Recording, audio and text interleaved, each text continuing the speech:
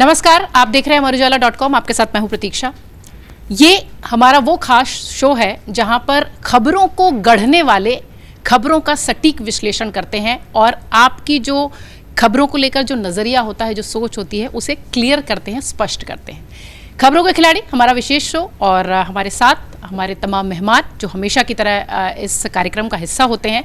सबसे पहले उनसे परिचय कराऊंगी, फिर आपको विषय बताऊंगी कि आज हम लोग किस विषय के साथ चर्चा कर रहे हैं। आज वुमेन पावर को हमने पीछे रखा है, मैन पावर आज आगे हैं। हमारे साथ राहुल जी हैं जो कि पिछले हफ्ते भी हमारे साथ थे। दूसरी तरफ प्रेम कुमार जी हैं, हमारे साथ समीर सर हैं, हमारे साथ पूर्णिमा जी हैं जो कि अक्सर हमारे साथ होती हैं। पिछले हफ्ते नहीं थी, दर्शकों ने बहुत इन्हें मिस भी किया क्योंकि हमें कई सारे कमेंट्स भी मिले थे कि आज पूर्णिमा जी नहीं दिखाई पड़ रही हैं। एक तरफ मेरे राखी मैम हैं, लगातार अपने विचार रखती रही हैं खबरों के खिलाड़ी के साथ। और अंत में जो परिचय है वो विनोद सर का मैं कराना चाहूँगी। चुनावी मौसम है, विषय सबसे महत्वपूर्ण चुनाव ही है। मध्य प्रदेश, राजस्थान, छत्तीसगढ़, तेलंगाना, मिजोरम भी। हालांकि चर्चा हिंदी बेल्ट के जो राज्य हैं उनकी ज़्यादा हो रही है। आज एक के बाद एक राज्यों में किस तरीके की स्थिति है, क्योंकि टिकट ज़्यादातर बढ़ चुके हैं और जिस तरीके का विवाद, लड़ाई और ईडी जो एंट्री हुई है चुनाव में, उसकी क्या तस्वीर बनती दिखाई पड़ेगी, उसी के साथ हम अपने कार्यक्रम की शुरुआत करेंगे। जैसा कि हमेशा से परंपरा रही है, महिलाओं के साथ उनकी ही जो उनकी अपनी राय है, प्रतिक्रिया है, उसी के साथ कार्यक्रम की शुरुआत करते हैं।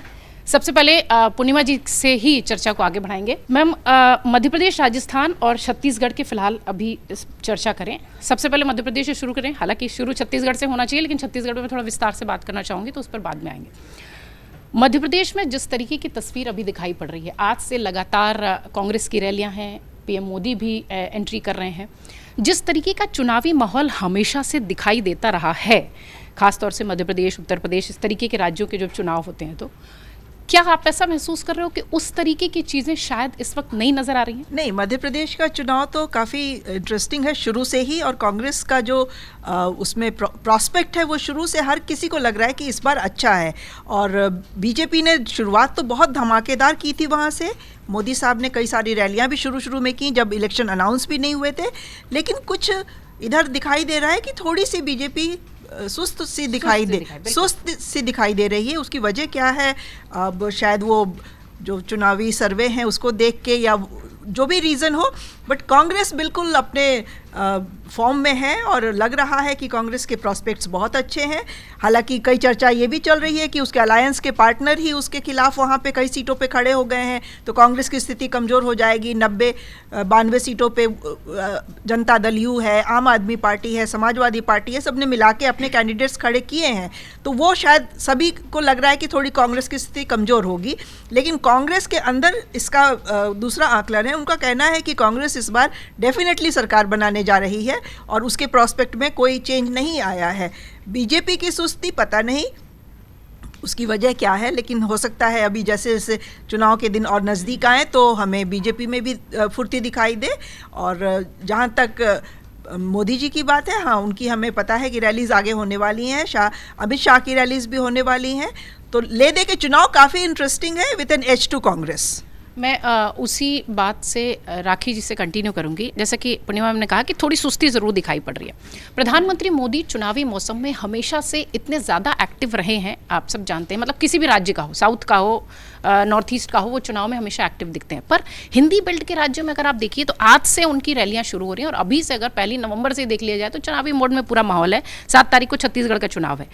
पीएम मोदी को प्रोजेक्ट करने से शायद बीजेपी थोड़ा सा बच रही है, ये मैं इस पर थोड़ा सा आपसे समझना चाहूँगी। नहीं, लेकिन दूसरी तरफ अगर आप देखिए तो मोदी की गारंटी, तो ये बात तो हम सब तय माने कि जो मोदी नाम का ब्रांड है, फेस है, और जो वो जो उनकी जो चलती है वो कहीं पीछे नहीं गया है। मैं मानती हूँ कि अभी भी वो नाम बहुत मैटर करता है। बहुत सारे राज्यों में जब मैं रिपोर्ट्स भी देख रही हूँ, कहीं तो एक जगह, हालांकि अब राजस्थान की आप बात नहीं करी, लेकिन हमने ये भी देखा कि उन्होंने कहा कोई भी आ जाए, किसी को भी आप खड़ा कर दो, लेकिन अगर मोदी जी पीछे हैं तो ये नाम अपने आप में बड़ा है। लेकिन 2-3 बातें और हैं, चाहे वो दोनों पार्टियों की बात हो, दोनों में ये है कि देखा जा रहा है कि टिकटों को लेकर किसको हम दे रहे हैं। एक तो ये समस्या भी है और उसमें फिर रेबल्स की बात आ जाती है कि कौन रेबल, निर्दलीय, वो सारे फैक्टर्स हैं। छोटी पार्टियां हैं सामने, वो भी सामने हमको फैक्टर इन करना पड़ेगा।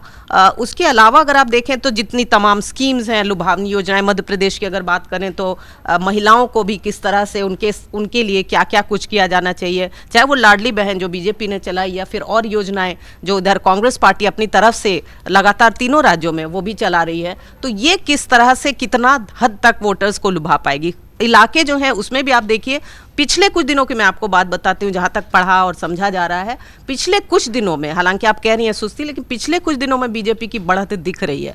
चाहे वो चंबल का जो इलाका था वहाँ गए भी थे प्रधानमंत्री जी और सिंधिया जी अभी काफ़ी कोशिश कर रहे हैं, तो पहले से थोड़ा सा ग्राफ हल्का फुल्का इधर उधर बढ़ता सा दिखाई दे रहा है। हालांकि आप कर रही हैं और रैली की शुरुआत हो ही रही है, तो जो मोमेंटम बनने में समय नहीं लगता है, मुझे लगता है ये मोमेंटम आगे अगले आने वाले एक हफ्ते कुछ दिनों में हमें और बढ़ता हुआ दिखाई देगा। बिल्कुल होना भी चाहिए क्योंकि पूरी तरह से चुनावी मोड में माहौल है। राहुल जी हमारे साथ हैं, राहुल जी से सबसे पहले समझेंगे। राहुल सर, जिस तरीके से अभी मैम ने भी कहा कि जो तस्वीर इस वक्त दिखाई पड़ रही है, मुकाबला तो नो डाउट कि बहुत जबरदस्त होने जा रहा है मध्य प्रदेश में, कांग्रेस बढ़त बनाती दिख रही है, ऐसा आकलन दिखाई पड़ रहा है क्योंकि बीजेपी थोड़ी सी सुस्त नजर आ रही है। जिस तरीके की बात भी हमने कही, प्रधानमंत्री मोदी के प्रचार की बात होती है तो वो हमेशा चुनावी मोड में दिखाई पड़ते हैं और दनादन रैलियां अब तक शुरू हो जानी चाहिए थी, हालांकि आज से शुरू हो रही है। तस्वीर किस तरीके से आप देखते हैं, खासतौर से मध्य प्रदेश में जहां पर कि शिवराज को साइडलाइन किया जा रहा है, जहां पर कि क्षेत्रीय नेतृत्व की बात नहीं हो रही? मुझे थोड़ा सा अलग ये दिखाई देता है। पिछले कुछ समय में अगर आप देखें तो मुझे शिवराज सिंह चौहान जो है ज़्यादा कॉन्फिडेंट नजर आते हैं। शिवराज सिंह चौहान पहले जब चुनाव की शुरुआत के दिनों में शिवराज सिंह चौहान को ऐसा लग रहा था कि जिस तरह से बड़े बड़े नेताओं को बीजेपी ने मध्य प्रदेश में उतारा है, एमपीज को उतारा है, उनको लग रहा था शायद उन्हें साइडलाइन किया जाएगा। लेकिन अगर आप पिछले कुछ दिनों के बयान उनके देखें जिसमें वो फिल्मों को कोट कर रहे हैं, जयवीर की जोड़ी की बात कर रहे हैं, ये सब बातें कर रहे हैं, तो मुझे लगता है वो ज़्यादा कॉन्फिडेंट नजर आते हैं कि वो उनको लगता है कि उनकी भूमिका जो है वो शायद मध्य प्रदेश चुनावों में बढ़ गई है या प्रोमिनेंट है। और यही अगर आप राजस्थान में भी देखेंगे तो वसुंधरा राजे सिंधिया के साथ भी आपको ये दिखाई देगा। तो हो सकता है केंद्रीय नेतृत्व की तरफ से ऐसे कुछ सिग्नल दिए गए हैं। दूसरी तरफ जो बातें मुझे नजर आती है, देखिए मध्य प्रदेश की अगर हम बात करें तो आप रिकॉर्ड देखिए 2003 से आगे देखेंगे तो बीजेपी ने हमेशा जो उसका वोट परसेंटेज है उसे बढ़ाया है। आप लगातार देखें तो बढ़ाया है। दूसरी, अगर हम पिछले 2018 के चुनावों को भी देख लें तो बीजेपी के वोट परसेंटेज ज्यादा था, कांग्रेस को सीटें ज्यादा आई लेकिन वोट परसेंटेज बीजेपी का ज्यादा था। तो ऐसे में बीजेपी का जो कोर वोटर है या जो बीजेपी को वोट करता है वो माना जाता है कि वो अब भी उसके साथ है। पिछली बार के चुनावों में ये भी बात सामने आई थी कि जो ट्राइबल जो समुदाय है या फिर जो है एससी समुदाय है, इसने कहीं ना कहीं बीजेपी को कम वोट दिया था, जिसके कारण पिछली स्थितियां बनी थी। लेकिन इस बार मुझे लगता है क्योंकि नेक टू नेक फाइट दिखाई देती है, मुझे मध्य प्रदेश में नेक टू नेक फाइट दिखाई देती है बीजेपी और कांग्रेस के बीच में। ऐसे में जो इंसिडेंट्स हैं, जो मुद्दे हैं, वो हावी होंगे। मुद्दे जब मैं कहता हूं तो कैसे मुद्दे हावी होंगे, कि मंदसौर में जो कुछ हुआ वो ऐसे मुद्दे हावी होंगे। जो ट्राइबल एक व्यक्ति के साथ जो इंसिडेंट हुआ सीधी में, वो वैसे मुद्दे हावी होंगे। ये मुद्दे जो है बड़े मुद्दे होके हावी होने की संभावनाएं रहती है। ऐसे में ये भी मुद्दा हावी होगा कि जहां ज्योतिरादित्य सिंधिया, जो कि जिसके कारण माना जाता है कि पिछली बार कांग्रेस जो है वो जीत के आई थी, उनका बीजेपी में जाना ये भी एक इशू हो सकता है कि उसे जो है वोटर्स कैसे देखते हैं। और ज्योतिरादित्य सिंधिया के पूरे इलाके में क्या किस तरह का चुनाव होता है, वो किस तरह के रिजल्ट आते हैं, इससे उनका भविष्य भी तय हो। तो मध्य प्रदेश का चुनाव जो है बड़ा ही इस वक्त इंटरेस्टिंग चुनाव दिखाई देता है। बिल्कुल प्रेम जी, जिस तरीके से अभी राहुल जी ने भी कहा कि नो डाउट कि चुनाव नेक टू नेक फाइट वाला दिख रहा है, लेकिन ग्वालियर चंबल की बेल्ट हो, विंध्य क्षेत्र की बेल्ट हो, आम आदमी पार्टी की एंट्री भी इन इलाकों में दिखाई पड़ रही है। और बीजेपी कांग्रेस के नुकसान की जब बात आती है तो राजनीतिक विश्लेषक हो, आप लोग भी जब इस तरीके की चर्चा करते हैं तो वो कहते हैं कि आम आदमी पार्टी को नुकसान पहुंचाएगी तो कांग्रेस को नुकसान पहुंचाएगी। क्या इस तरीके की तस्वीर आप देखते हैं? और दूसरा जो सबसे इंपॉर्टेंट प्रश्न ये है कि बीजेपी सिंधिया की बात करें या फिर जो भी अपने क्षेत्रीय नेतृत्व है उसका कितना फायदा ले पाएगी, तब जबकि आप बात कर रहे हो कि कमल पर वोट करना है। प्रतीक्षा जी, आम आदमी पार्टी के फैक्टर से शुरू करते हैं। एक आम धारणा है कि कांग्रेस को ये ज़्यादा नुकसान पहुंचाती है, लेकिन इसमें साथ साथ जो एक धारणा है जिस पर मैं ध्यान दिलाना चाहता हूँ वो ये कि जहाँ पर आम आदमी पार्टी बढ़ती है वहाँ बीजेपी के आने की संभावना दूर दूर तक खत्म हो जाती है। मतलब बीजेपी की सियासत ही खत्म हो जाती है, चाहे दिल्ली ले लीजिए चाहे पंजाब ले लीजिए, कांग्रेस और आम आदमी पार्टी ही रह जाती है। ये दूसरी प्रमुख उल्लेखनीय बात है।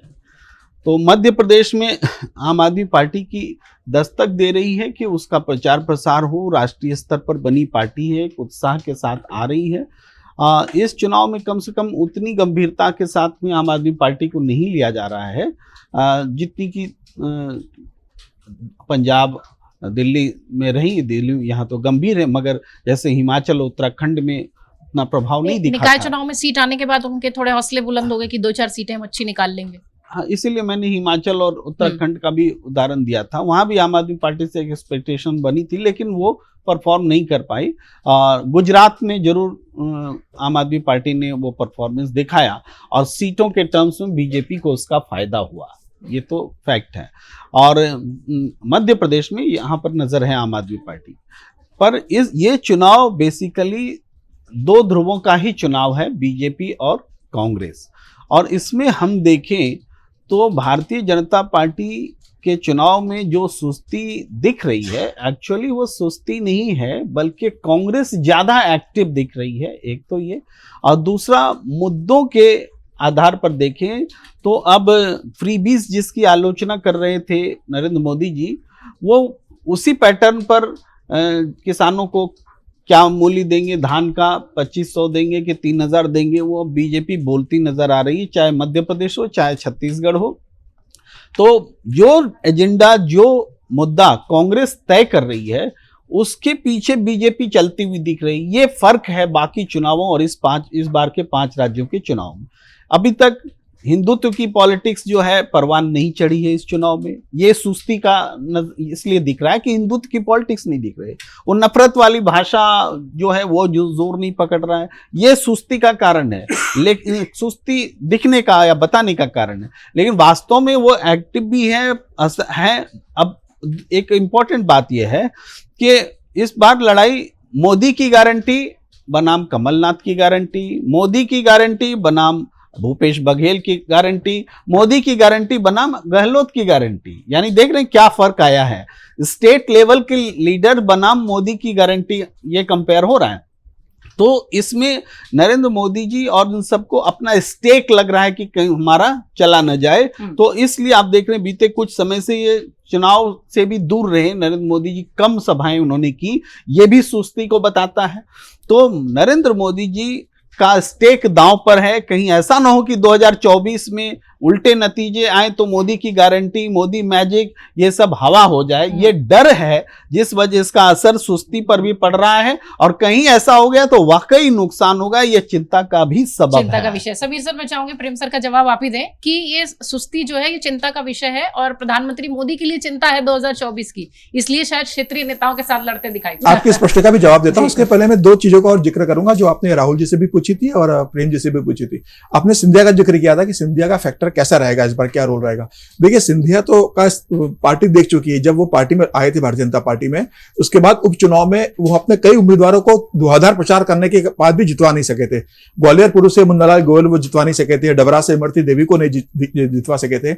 इसके अलावा उसके बाद नगरीय निकाय चुनाव हुए थे। नगरीय निकाय चुनाव में ग्वालियर मेयर का सीट जहां पर सिंधिया की पसंद के उम्मीदवार को टिकट दिया गया, सिंधिया ने प्रचार अभियान किया, वहां हार गए। मुरैना में सिंधिया गए थे, मुरैना हार गए। शिवपुरी हारते हारते बचे, और 3 जगह भारतीय जनता पार्टी को नुकसान हुआ था। तो मुझे लग रहा है कि सिंधिया को जिस पर्पस से पार्टी लेकर आई थी कि उसके सिंधिया को लाने के बाद जब कांग्रेस टूटेगी तो विधानसभा चुनाव के समय अपने पैरों पर नहीं खड़ी हो सकेगी। मुझे लग रहा है भारतीय जनता पार्टी का यह दाव सफल नहीं हो सका है। कांग्रेस सिंधिया के जाने के बाद भी ग्वालियर, चंबल, संभा के साथ पूरे मध्य प्रदेश में बहुत मजबूती के साथ लड़ रही है। और अभी की स्थिति में प्रधानमंत्री नरेंद्र मोदी का प्रचार अभियान, चेहरा, कमल का फूल का निशान, अमित भाई शाह का संगठन, भूपेंद्र यादव का चुनाव प्रभारी बनने के बाद, सरकार का, संगठन का और उस संघ की पूरी मध्य प्रदेश में दखल होने के बाद भी कांग्रेस जिस हिसाब से वहां पर टक्कर दे रही है, मुझे लग रहा है ये कांग्रेस के लिए एक शुभ संकेत है। चुनाव परिणाम 3 दिसंबर को क्या आएगा ये कोई नहीं कह सकता। फिलहाल दोनों का पलड़ा बहुत भारी है। जहां तक आम आदमी पार्टी की बात है, आम आदमी पार्टी को नगरीय निकाय चुनाव में 7%, 7.12% वोट मिले थे। 27 पार्षद जीते और सिगरौली का एक मेयर उनका जीता था, जो अभी महिला है, जो अभी विधानसभा का चुनाव भी लड़ रही है, प्रदेश की अध्यक्ष भी है। मुझे लग रहा है 7% वोट, जो 7.12% जो मध्य प्रदेश नगरीय निकाय चुनाव में आम आदमी पार्टी को मिले थे, ये बहुत कुछ आम आदमी पार्टी के लिए मध्य प्रदेश में संभावनाओं को बताते हैं। अगर यही वोट बैंक आम आदमी पार्टी के साथ जुड़ा रहा या इसमें थोड़ी भी बढ़ोतरी होती है, तो मुझे लग रहा है ये निश्चित रूप से कांग्रेस को या भाजपा को नुकसान करेगा। ये किसको नुकसान करता है, ये 3 दिसंबर को पता पड़ेगा कि उन्होंने किसके वोट बैंक को किया। और विंध जैसे क्षेत्र में जहां आम आदमी पार्टी ने बहुत बेहतर प्रदर्शन किया था, मेयर का पद भी जीता और वहां से उनके 14 पार्षद भी जीत के आए, और विंध में भारतीय जनता पार्टी को सबसे ज्यादा तगड़ी चुनौती मिल रही है, क्योंकि उनके नारायण त्रिपाठी जो विधायक थे, उन्होंने अपनी विंध एक अलग पार्टी बनाई है और सारी सीटों पर लड़ रहे हैं। तो भारतीय जनता पार्टी के साथ विंध में बेहतर प्रदर्शन करना बहुत जरूरी है। अगर भारतीय जनता पार्टी ने पिछले बार विंध में बहुत अच्छा प्रदर्शन किया था, अगर आम आदमी पार्टी के कारण और अपने बगावती उम्मीदवारों के कारण अगर विंध्य भारतीय जनता पार्टी के हाथ से जाता है, वैसे तो पूरे मध्य प्रदेश में भारतीय, सर मैं इसमें और ऐड करूंगी, 7 तारीख से मायावती भी विंध्य क्षेत्र में उतर रही है। तो मायावती तो हमेशा चुनाव लड़ती है, मायावती, बसपा तो हमेशा चुनाव लड़ती है, बसपा बहुत बड़ा फैक्टर नहीं है। आज सबसे बड़ा फैक्टर हो गया आम आदमी पार्टी, जिस हिसाब से वहां पर अपने स्टेब्लिश कर रही है, और भारतीय जनता पार्टी के बागी उम्मीदवार जो पूरे प्रदेश में भारतीय जनता पार्टी के लिए एक चुनौती बन गए।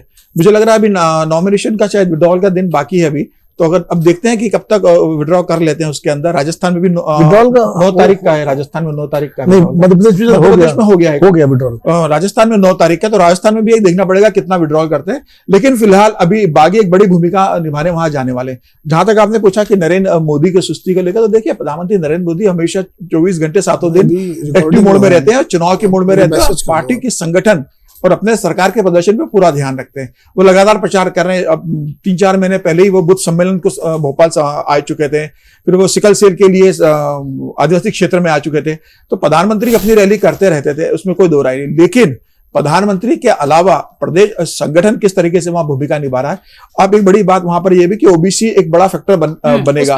जैसे तेलंगाना में अमित भाई ने तो बोल दिया था कि जीतेंगे तो ओबीसी मुख्यमंत्री बना देंगे। कल कांकेर में नरेंद्र मोदी जी ने कह दिया था कि मैं ओबीसी समुदाय से आता हूं, और मुझे गाली देती है कांग्रेस की पार्टी।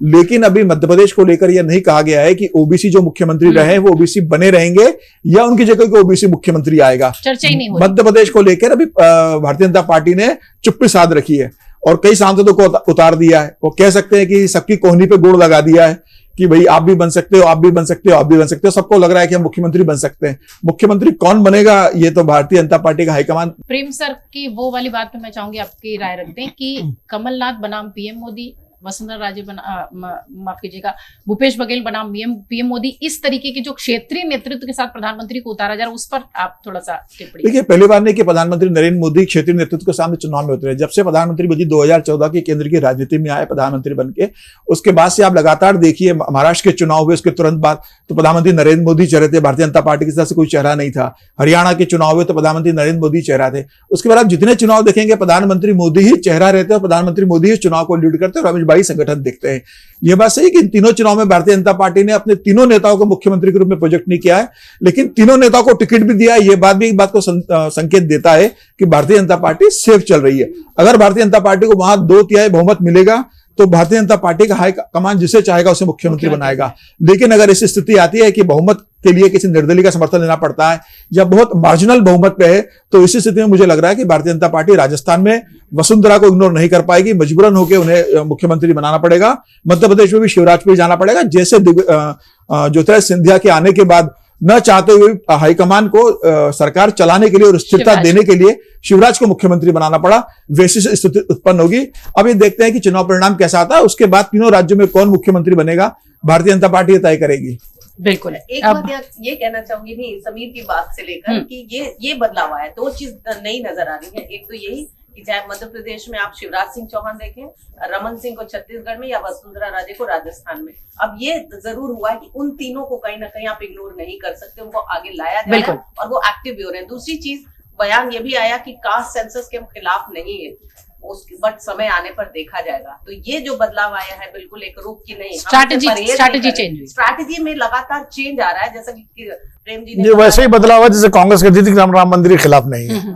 तो इन तरह के बदलाव और जो स्ट्रैटेजी, लेकिन फैसला कोर्ट से दूसरी पार्टी को सीखने का, तो जो गैप्स पिछली बार हमने बात की थी, अपनी ही खामियों को भरने का काम जल्दी जल्दी, खासकर बीजेपी जहां लगता है कि कमजोर नजर नहीं तो फिर तो वही प्रेम सर वाली बात हो जाएगी कि वो मुद्दे जो है कांग्रेस उठा रही है, बीजेपी उसके पीछे पीछे। मध्य प्रदेश की जो जिस तरीके की तस्वीर है, सभी ने अपनी बात रखी। नो डाउट कि जिस तरीके से बीजेपी हमेशा से चुनावी मोड में दिखाई पड़ती है, और मध्य प्रदेश ऐसा राज्य जो हिंदी बेल्ट का ऐसा राज्य है जहाँ पे सबसे इंपॉर्टेंट राज्य में से एक है, लोकसभा चुनाव भी आगे आना है। कैसी तस्वीर आप इस वक्त देख रहे हैं? और सबसे इंपॉर्टेंट बात कि जो बात प्रेम जी भी कह रहे थे लगातार कि क्या कोई, जैसे कांग्रेस भी लगातार ये बात कह रही है कि कोई क्षेत्रीय नेता उनका काम ही नहीं किया, इसलिए प्रधानमंत्री मोदी को लाना पड़ा, इसको कैसे देख रहे हैं? मैं बात मिजोरम से शुरू करूंगा। मध्य प्रदेश और राजस्थान पर तो हमारे सारे पैनलिस्ट बोल चुके हैं, मैं उसमें भी आऊंगा, क्योंकि मिजोरम भी इस देश का हिस्सा है और हमें उसे अनदेखा नहीं करना चाहिए। सबसे दिलचस्प बात यह है कि एक राज्य में प्रधानमंत्री नरेंद्र मोदी प्रचार के लिए नहीं गए, जबकि प्रधानमंत्री का ये रिकॉर्ड है कि ये धुआंधार प्रचार करते हैं। अब मेघालय में देखिए कितना प्रचार किया था उन्होंने, ये कह के कि छोटा राज्य अगर कहिए तो, लेकिन इस बार वो नहीं गए। तो ये अपने आप में एक विश्लेषण का विषय है कि मोदी जी जैसा राजनीतिक व्यक्ति जिन्होंने उत्तर पूर्व के लिए बहुत काम किया है, उनकी सरकार ने पूर्वोत्तर के विकास के लिए बहुत सारी योजनाएं, बहुत सारी लंबित योजनाओं को आगे बढ़ाया है, लेकिन क्यों नहीं गए ये इसमें, क्योंकि वहां जो मिजो नेशनल फ्रंट है जो चुनाव लड़ रहा है, और मुख्यमंत्री जोरमथांगा जो है, उन्होंने बड़े कहा कि प्रधानमंत्री जी अगर आएंगे, चूंकि वो अलायंस का हिस्सा भी है, तो मैं डायरेक्ट शेयर नहीं करूंगा मणिपुर के कारण, क्योंकि मणिपुर में जो कुकी और मैथीस का जो संघर्ष चल रहा है वो मिजोरम पर भी उसका प्रभाव है। बहुत सारे कुकी शरण लिए हैं मिजोरम में, और मिजोरम की जो जनजाति है वो कुकीज के साथ उनका बड़ा एथनिक संबंध है। तो ये अपने आप में ये भी मुझे लगता है इसका भी जिक्र करना चाहिए, और वहां ये मुद्दा है। अब उसके बाद मैं आता हूं तेलंगाना पर। तेलंगाना में बहुत दिलचस्प चुनाव हो रहा है, क्योंकि अब वहां सीधी लड़ाई जो है बीआरएस बनाम कांग्रेस की हो गई है। और जिस तरह बीजेपी के कई नेता हाल ही में मल्लिकार्जुन खड़गे की जनसभा में कांग्रेस में शामिल हुए हैं और बीआरएस के कई नेता शामिल हो चुके हैं, तो वो एक संकेत देता है कि लड़ाई उन दोनों के बीच में सीधी हो गई है। अब और कर्नाटक चुनाव के बाद कांग्रेस को जो वहां ताकत मिली है, मजबूती मिली है, उसमें रेवंत रेड्डी जो उनके अध्यक्ष है, उनकी मेहनत और कर्नाटक चुनाव के नतीजे और जिस तरह माइनॉरिटी वोट का मूवमेंट हुआ है, इसलिए बीजेपी ने अपने जिनको पार्टी से सस्पेंड कर दिया था, शायद राजा जो सबसे बड़े फायरी स्पीकर हैं, जिनको कम्युनल हेट स्पीच का उनके कारण उनको हटाया गया, उनको वापस लाके मैदान में उतारा गया, उनकी सीट से टिकट दिया गया कि थोड़ा सा मामला गर्म करें वो, लेकिन वो कितना गर्म कर पाएंगे पता नहीं। तो ये दो राज्यों की चर्चा भी जरूरी थी। मैंने तेलंगाना में भी घोषणा पत्र समिति के जो अध्यक्ष है जी वेंकट स्वामी, भारतीय जनता पार्टी ने जिन्हें घोषणा समिति का अध्यक्ष बनाया था, वही चले गए, वो भारतीय जनता पार्टी छोड़कर कांग्रेस में आ गए। एक बड़ी बात है, जो घोषणा समिति का अध्यक्ष था वो वापिस कांग्रेस में आ गए छोड़ के। तो मुझे लगता है हमारे दर्शकों को थोड़ा मिजोरम और तेलंगाना पे भी होना चाहिए, इसलिए मैंने इनका जिक्र किया। अब मैं मध्य प्रदेश पर आता हूं। देखिए, मध्य प्रदेश में निश्चित रूप से एक बात तो मैं भी मानूंगा कि जो आज से 2 महीने पहले, 3 महीने पहले जो एकदम लग रहा था भारतीय जनता पार्टी का सफाया हो जाएगा, उससे भारतीय जनता पार्टी ने अपने को इंप्रूव किया है, इसमें कोई दो राय नहीं है। और इसलिए चुनाव वहां दिलचस्प हो गया है। कांटे का है, हर चुनाव कांटे का ही होता है। उस नतीजों के बाद पता लगता है कि कांटे का था या एक तरफा था। हम सब लोग अपने अपने हिसाब से उसकी व्याख्या करते हैं। तो 3 दिसंबर को पता लगेगा। लेकिन एक दिलचस्प चीज मध्य प्रदेश में यह है कि दोनों पार्टियां, कांग्रेस और बीजेपी, जो अपने ही बागियों से जो जूझ रही हैं, कुछ सीटें ऐसी हैं जहां कांग्रेस के बागी कांग्रेस का खेल बिगाड़ रहे हैं, कुछ सीटें ऐसी हैं जहां भाजपा के बागी भाजपा का खेल बिगाड़ रहे हैं। ये भी देखना बहुत दिलचस्प होगा, क्योंकि अमित शाह जी ने जबलपुर में बाकायदा जा करके बुलाया, बात की, उसके बाद वहां एक अध्यक्ष जो है वो इस्तीफा दे गए, साहू। तो ये यानी, और इधर दिग्विजय सिंह कमलनाथ लगे हुए मनाने में, लेकिन कई 5-6 बागी नहीं माने। तो यानी जो बागी हैं वो डिफाइंस मोड में भी हैं अपने हाईकमान को। जो एक पहले होता था दबदबा कि बड़े नेता अगर बोलते थे तो मान जाते थे लोग कि भाई यार अमित जी ने कहा है या दिग्विजय सिंह ने कहा है या कमलनाथ जी ने कहा तो मान जाओ। अब वो कहीं ना कहीं एक डिफाइंस मोड लोगों में आ गया है। एक तो ये भी है, आम आदमी पार्टी और बहुजन समाज पार्टी और समाजवादी पार्टी 3 प्लेयर हैं। एक गोंडवाना विकास पार्टी, बीएसपी का समझौता भी है। बीएसपी से जितना नुकसान कांग्रेस को होना था वो काशीराम जी के जमाने से हो चुका है। अब उसमें कोई बहुत इजाफा नहीं होना है, क्योंकि उसका जो वोट है वो उसका फिक्स वोट है, 20% का वो उसको मिलना है, वो न इधर जाएगा न उधर जाएगा। समाजवादी पार्टी और आम आदमी पार्टी की स्थिति ये है कि जिस पार्टी के बागी को उन्होंने टिकट दिया वो उस पार्टी का नुकसान करेगा। अगर सपा या आम आदमी पार्टी के टिकट से कांग्रेस का बागी लड़ रहा है तो नुकसान कांग्रेस का होगा, अगर बीजेपी का बागी लड़ रहा है तो नुकसान बीजेपी को होगा, क्योंकि इन पार्टियों का अपना कोई बहुत मूल जनाधार वहां नहीं है। ये कैंडिडेट का वोट लेके अपना जनाधार बनाते हैं। समाजवादियों का था एक जमाने में विंध्य क्षेत्र में और बुंदेलखंड में, लेकिन वो सोशलिस्ट मूवमेंट के टाइम में था, और मुलायम सिंह जी अब तक रहे तो मुलायम सिंह जी जानते थे एक एक सोशलिस्ट नेता को, और उसी हिसाब से वो टिकट दे करके वहां चुनाव लड़ती रही समाजवादी पार्टी, और उनके कुछ विधायक भी जीते। नारायण त्रिपाठी जिनका जिक्र किया वो भी मूलतः समाजवादी पार्टी से ही बीजेपी में, कांग्रेस में गए, बीजेपी में गए वो। और ये डॉक्टर सुनीलम वहां से एमएलए रहे, किशोर समृत रहे, पिछली बार भी एक विधायक उनका जीता था, और बाकी वो बीजेपी में चले गए थे। तो वो वहां उनकी स्थिति यही रहेगी कि, और चूंकि चुनाव बाइपोलर है पूरा चुनाव, और बाइपोलर चुनाव जब हो जाता है तो आमतौर पर जो वोटर है वो अपनी पसंद बिल्कुल स्पष्ट कर देता है। जो बीजेपी के खिलाफ है वो कांग्रेस को वोट देंगे, जो बीजेपी के पक्ष में है वो बीजेपी को वोट देंगे। ग्रे लाइन नहीं होती है, खाली कमिटेड वोटर जो होता है जैसे बीएसपी का, उसको छोड़ करके, और बाकी जो कैंडिडेट का कमिटेड वोटर होता है, कुछ मजबूत लोग होते हैं जिनसे लोग उपकृत होते हैं, कुछ जातियों का वोट होता है, कुछ बाहुबली किस्म के लोग होते हैं जो अपनी जाति अपने क्षेत्र में रॉबिन हुड जैसी इमेज होती है, तो उस तरह कुछ वोट जाता है।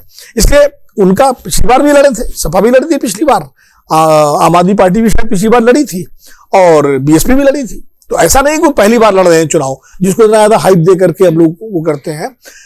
अब बात यह है कि जो क्षेत्रवार अगर देखें तो ग्वालियर चंबल संभाग में पिछली बार कांग्रेस को बहुत सफलता मिली थी, और उसका एक श्रेय ज्योतिरादित्य सिंधिया को गया था। अब ज्योतिरादित्य सिंधिया आगे बीजेपी में, और जैसा कि समीर जी ने कहा कि जो बाई इलेक्शन हुए 28 सीटों के, 28 या 26 सीटों के बाई इलेक्शन हुए थे, उसमें 7-8 सीटें कांग्रेस जीती थी, मतलब, और ग्वालियर चंबल संभाग में तो 3-4 सीटें मतलब सिंधिया जी नहीं जीता पाए। और अभी मेयर वाला जो इलेक्शन था वो बहुत दिलचस्प था, क्योंकि 56 साल बाद कांग्रेस का मेयर बना, जब माइनस सिंधिया कांग्रेस थी। तो ये सब कुछ संकेत है कि कहीं ना कहीं लोग बगावत, इस तरह की बगावत को पसंद नहीं करते। कर्नाटक में आप देख चुके हैं कि कर्नाटक के चुनाव में सारे विधायक हार गए जिन्होंने बगावत की थी, और सरकार बीजेपी की वहां बनवाई थी। और यहां भी जो स्थिति, जो सूचनाएं मिल रही है कि बागियों को काफी मुश्किल आ रही है जो बगावत करके बीजेपी में गए हैं। तो उनको क्या होता है कि जिस पार्टी, जब एक पार्टी छोड़ के जाते हैं तो जिस पार्टी में जाते हैं उसका वर्कर मन से स्वीकार नहीं कर पाता उनको, बाहर का, क्योंकि हाँ, और जो उनका अपना वर्कर होता है वो कई आधे तो रह जाते हैं मूल पार्टी में और आधे ही आ पाते हैं उनके साथ। तो ये सब समस्याएं आती हैं। अब या तो ऐसी लहर हो कि बिल्कुल एक तरफा की, कोई लोग चेहरा ना देखें कैंडिडेट का और सीधे पार्टी या नेता के नाम पर वोट दे। जब वो लहर होती है तब चीजें मैटर नहीं करती हैं, और जब लड़ाई होती है तो ये सब चीजें देखी जाती हैं। विंध्य क्षेत्र जो है, पिछली बार बीजेपी ने बहुत अच्छा किया था विंध्य क्षेत्र में। इस बार जो अभी खबरें आ रही है विंध्य की, वो वहां भी कई सीटों पर दिक्कत है तो बीजेपी के सामने। जैसे श्रीनिवास तिवारी के पोते को दे दिया टिकट उन्होंने, जो उनकी चौथर सीट है। अब तिवारी जी बहुत दिग्गज नेता थे और हमेशा बीजेपी से लड़ते रहे, वो और उनके बेटे सुंदरलाल तिवारी भी बीजेपी के खिलाफ उनका पूरा मोर्चा रहा। अब उनके पोते जो है वंशज, वो चले गए बीजेपी में, सिद्धार्थ तिवारी। तो बीजेपी का वर्कर उनको कितना एक्सेप्ट करेगा, और कांग्रेस का वर्कर उनके साथ गया कि नहीं गया, इस तरह की दिक्कतें आ रही हैं विंध्य क्षेत्र में। और भी है, जैसे कल मैं बात कर रहा था किसी अपने मित्र से, सतना की है, तो कह रहे थे कि रीवा जिले में सबसे सुरक्षित सीट अगर बीजेपी के लिए तो रीवा की है, जहां राजेश शुक्ला चुनाव लड़ रहे हैं, और सतना में भी एक सीट बता रहे थे सुरक्षित, बाकी सब सीटों पर लड़ाई है। महाकौशल का जो क्षेत्र है, जो कमलनाथ जी का है, वहां कमलनाथ चूंकि खुद कांग्रेस की तरफ से उम्मीदवार हैं, पूर्व मुख्यमंत्री, उनकी सरकार गिराई गई है, तो क्या कमलनाथ को सहानुभूति का लाभ मिलेगा उनके क्षेत्र में? ये पिछली बार भी बहुत अच्छा किया था कांग्रेस ने, ये भी एक प्रश्न है जो कि जिसका पता 3 तारीख को लगेगा। मालवा निवाड़ में जो है इस बार बहुत दिलचस्प लड़ाई है, जो गढ़ रहा बनाया था बीजेपी का। मालवा निवाड़ में जो रिपोर्ट्स आ रही हैं, अपने संवाददाता राहुल संपाल भी वहां पर रिपोर्ट कर रहे हैं, अपनी टीम भी जो हमारा अमर उजाला का रथ भी चल रहा है वहां .com का, उत्कर्ष चतुर्वेदी वहीं पर है, उनकी सबकी रिपोर्ट है कि वहां भी लड़ाई काफी कांटे की है। यहां तक कैलाश विजयवर्गीय भी लड़ाई में फंसे हुए हैं, जैसे आपके वो नरेंद्र सिंह तोमर लड़ाई में फंसे हुए हैं, ये दिग्गज जो है। तो मुझे लगता है इस बार चुनाव काफी मध्य प्रदेश का दिलचस्प है, और इसको हम लोगों को थोड़ा सा देखिए, यहां से बैठ के हम ओवरव्यू लेते हैं, ग्राउंड की पोजीशन ग्राउंड पे जाके पता लगती है। मेरा अपना अनुभव है, जो हम दिल्ली से रिपोर्ट करते हैं तो कई बार हमारे जो आकलन होते हैं उनमें हेरफेर हो जाता है। मैं खुद जिन चुनावों में सीधे गया हूं, वहां जो मैंने आकलन किया वो ज्यादा सटीक निकला, जहां मैंने बैठ के किया वहां उतना सटीक नहीं निकला। तो ये एक होती है बात। राजस्थान की स्थिति थोड़ी सी दिलचस्प है दोनों पार्टियों के लिए। और अशोक गहलोत, कांग्रेस का मतलब वहां अशोक गहलोत है। अभी तक देखिए कांग्रेस के बड़े नेता बहुत प्रचार के लिए भी वहां, शायद चुनाव चूंकि बाद में इसलिए जाएंगे राहुल गांधी, ये लोग, प्रियंका गांधी बीच में गई, लेकिन वहां अशोक गहलोत चुनाव लड़ रहे हैं। वहां नरेंद्र मोदी से अशोक गहलोत चुनाव लड़ रहे हैं और भी उन्होंने एक 7 यात्राएं प्लान की हैं, गारंटी यात्रा, जो 7 जो राजस्थान के क्षेत्र है उन सब क्षेत्रों में जाएगी। और वो अपनी गारंटियां जो उन्होंने और घोषित की हैं, और गारंटी पर उनका रिकॉर्ड अच्छा है। दरअसल जितने सर्वेक्षण आ रहे हैं उसमें अशोक गहलोत के खिलाफ कोई एंटी इनकम्बेंसी नहीं है। ये बहुत दिलचस्प बात है और इसीलिए कांग्रेस को उम्मीद है कि वहां लड़े। लेकिन मैं मानता हूं राजस्थान में बीजेपी का एज है, बावजूद इसके कि बीजेपी में भी बागी कैंडिडेट काफी हैं, समीर जी, लेकिन इसके बावजूद लड़ाई है कांटे की। लेकिन बीजेपी का एज है और बीजेपी को अगर सबसे ज्यादा उम्मीद कहीं है तो राजस्थान में ही है। राजस्थान की बात से ही मैं आगे बढ़ूंगी और पूर्णिमा जी से प्रश्न करने का प्रयास करूंगी और थोड़ा समझने का भी कि जिस तरीके से सर ने जिस पॉइंट पर छोड़ा है उसी से आगे बढ़ूंगी। वसुंधरा राजे पहली लिस्ट आती है जिसमें ये कहा जाता है कि वसुंधरा राजे को नेग्लेक्ट किया जा रहा है। पिछले कई दिनों से जब यात्राएं चल रही थी वो बिल्कुल नहीं नजर आ रही थी, लेकिन जैसे ही दूसरी लिस्ट आती है वसुंधरा राजे एक्टिव नजर आने लगती है। वसुंधरा राजे अपने जितने भी फॉर्म नामांकन भरे जा रहे हैं वहां पे भी दिखाई पड़ रही हैं। क्या ये समझें कि वसुंधरा के अलावा राजस्थान में बीजेपी कोई भी फेस ऐसा उनके पैरेलल खड़ा करने में नाकामयाब रही है? नहीं, शुरू से वसुंधरा राजे को बहुत ज़्यादा अहमियत नहीं दी गई राजस्थान में, ये तो सच है। और बीजेपी शायद उनके समानांतर कोई चेहरा ऐसा ढूंढ रही थी, लेकिन जब बाद में ये रियलाइजेशन हुआ कि शायद ये मुश्किल होगा। वसुंधरा राजे की पॉपुलैरिटी आज की डेट में भी राजस्थान में काफ़ी ज़्यादा है, जिस चीज़ को बीजेपी नज़रअंदाज नहीं कर सकती है।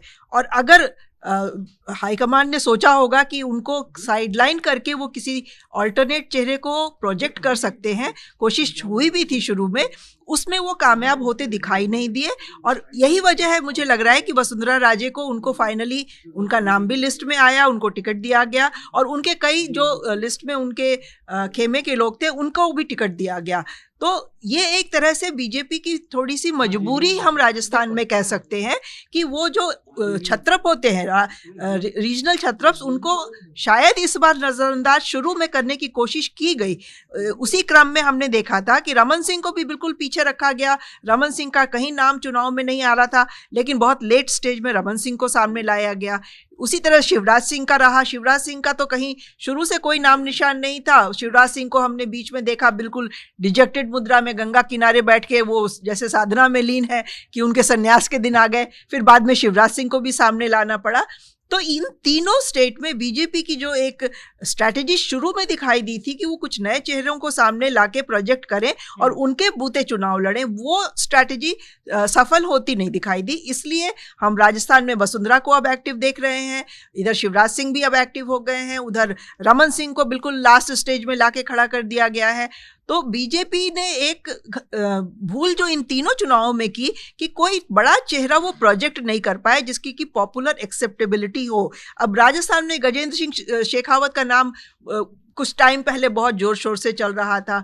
मध्य प्रदेश में उन्होंने नरेंद्र सिंह तोमर हो गए, नरोत्तम मिश्रा हो गए या और दूसरे नेताओं को आगे करके कोशिश की कि उनका नाम आगे बढ़ाया जाए, उनका प्रोजेक्शन किया जाए, लेकिन वो भी कामयाब नहीं रहा।